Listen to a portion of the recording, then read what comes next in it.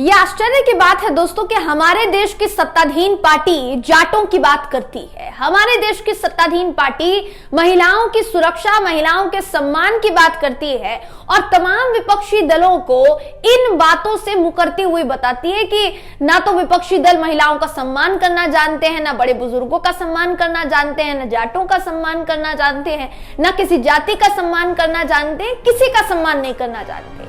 हमारे देश में इकलौती भाजपा पार्टी है जो सबका सम्मान करना जानती है। लेकिन फिर अचंभा होता है ये देखकर कि आप एक तरफ संसद में खड़े होकर महिला सुरक्षा, महिला सम्मान जैसी बड़ी बड़ी बातें करते हैं और दूसरी तरफ आप अपनी पार्टी में, सत्ताधीन पार्टी में उस शख्स को बनाए रखते हैं जो कि यौन शोषण का आरोप झेल रहा है, महिला पहलवानों द्वारा यौन शोषण का आरोप झेल रहा है। ना तो उन साहब को पार्टी से बाहर का रास्ता दिखाया गया, ना तो उनकी संसदीय रद्द की गई, ना उन पर कोई कार्यवाही की गई। अब वो खुलेआम कह रहे हैं कि दबदबा है और दबदबा कायम रहेगा। और जिसके चलते आज हमारे देश की बेटी, हमारे देश की पहलवान बेटी अपनी कुश्ती छोड़ने के लिए मजबूर हो गई।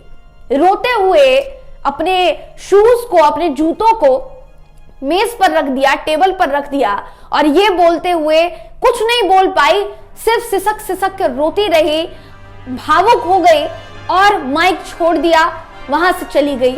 कहना था कि कुश्ती छोड़ रही। ये हालात हैं आज इस देश में दोस्तों। और हमारे देश की जो सत्ताधीन पार्टी है वो जाटों के सम्मान की बात कर रही है। उसके चलते राहुल गांधी का पुतला फूंका जा रहा है। राहुल गांधी के साथ साथ तमाम नेताओं का विरोध किया जा रहा है दोस्तों। कल्याण बनर्जी के खिलाफ नारे लगाए जा रहे हैं। क्या कुछ हो रहा है, सब कुछ इस वीडियो में मैं आपको बताऊंगी। नमस्कार, मेरा नाम है जयंती झा और आप देख रहे हैं देश नीति।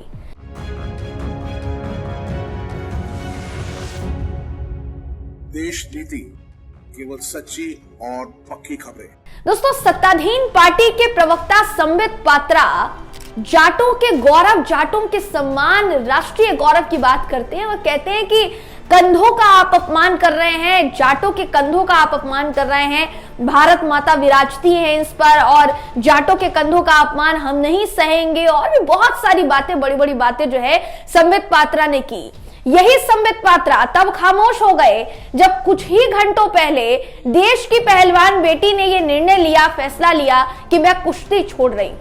क्या संबित पात्रा ने पूछने की कोशिश की कि एक तो महिला पहलवान खिलाड़ी, ऊपर से वो भी जाट, क्या जाट बेटियां इस देश का गौरव नहीं है? क्या जाट बेटियां इस देश की हमारी भारत माता की शान बढ़ाने वाली नहीं है? बट ऑब्वियस है, आपके पूरे दुनिया में जो देश का परचम जिसने लहराया है वो यही बेटियां हैं, जिनको आज आप गुदानने के लिए, पूछने के लिए तैयार नहीं है, जिनको आज आप उनकी समस्या जानने की कोशिश नहीं करते हैं। सिर्फ और सिर्फ अपना एजेंडा चलाने के लिए अभी इस वक्त सब कुछ किया जा रहा है। दोस्तों, संबित पात्रा, इनका वीडियो मैं आपको छोटा क्लिप दिखाना चाहूंगी। बिना देर किए ना सबसे पहले आप इनका वीडियो क्लिप देखिए, उसके बाद मैं बताऊंगी कि भारतीय जनता पार्टी की कथनी और करनी में कितना बड़ा अंतर है। जमीन और आसमान का अंतर भी शायद बहुत कम होता होगा, लेकिन इनका वाला जो अंतर है वो बहुत ज्यादा है। वीडियो दिखाते हैं आपको, वीडियो देखिए आप। स्पष्ट रूप से बता दूं और कान खोल के सुनिए, जाटों के कंधों का मखौल उड़ाना मना है। हिम्मत किसकी है जो जाटों के कंधों का मखौल उड़ाए? ये फौलाद के कंधे हैं जाटों के। जब जब मां भारती की आवश्यकता रही है, जब जब मां भारती की सुरक्षा की आवश्यकता रही है, हमारे जाट भाइयों ने फौलाद के कंधों के साथ सीना तान करके हिंदुस्तान के लिए वो खड़े रहे हैं। इसलिए आगाह करते हैं, जाटों के कंधों का मजाक कोई ना उड़ाए। ये कंधे मां भारती के कंधे हैं और जाटों की रीढ़ की हड्डी कभी झुक नहीं सकती। जी, तो संबित पात्रा, ये वही संबित पात्रा हैं जो महिला सम्मान की बात करते हैं। ये वही संबित पात्रा हैं जिनकी पार्टी महिला सम्मान, महिला गौरव और महिला सशक्तिकरण की बात करती है। ये महिलाओं का सम्मान करते हैं। हमारे देश की पहलवान बेटियां क्या देश की महिला नहीं है, गौरव नहीं है देश का?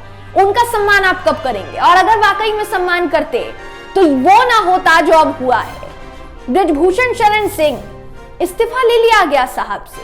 थोड़े समय के लिए WFI की सारी इकाइयों को भंग कर दिया गया कि ताकि लगे एक तरीके से सेटिस्फैक्शन मिल सके तमाम पहलवान खिलाड़ियों को, महिला पहलवान खिलाड़ियों को, कि हाँ भाई हाँ, हमारे देश की सरकार ने हमारे साथ न्याय किया है। लेकिन असल में न्याय क्या किया है वो मैं आपको बता देती हूं दोस्तों। WFI का चुनाव हुआ। WFI के चुनाव में कौन जीता है याद होगा आपको? नहीं याद तो मैं आपको बता देती हूं। सबसे पहले आपको बताते हैं साक्षी मलिक ने यह कहते हुए क्या कहा है। साक्षी मलिक ने कहीं ना कहीं रोते हुए, बिलखते हुए, वो पहली बात तो बोलते बोलते रो पड़ी।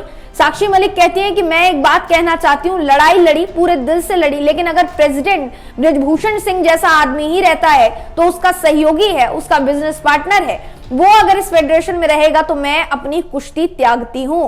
ये कहीं ना कहीं यहां पर सीधे तौर पर साक्षी मलिक ने कहा। विनेश फोगाट, बजरंग पुनिया सब एक साथ वहां पर बैठे हुए थे। और WFI के अगर बात की जाए दोस्तों, WFI का जो चुनाव हुआ है उसमें बृजभूषण शरण सिंह का बिजनेस पार्टनर और करीबी बताया जाने वाला सहयोगी संजय सिंह चुनकर आ जाता है।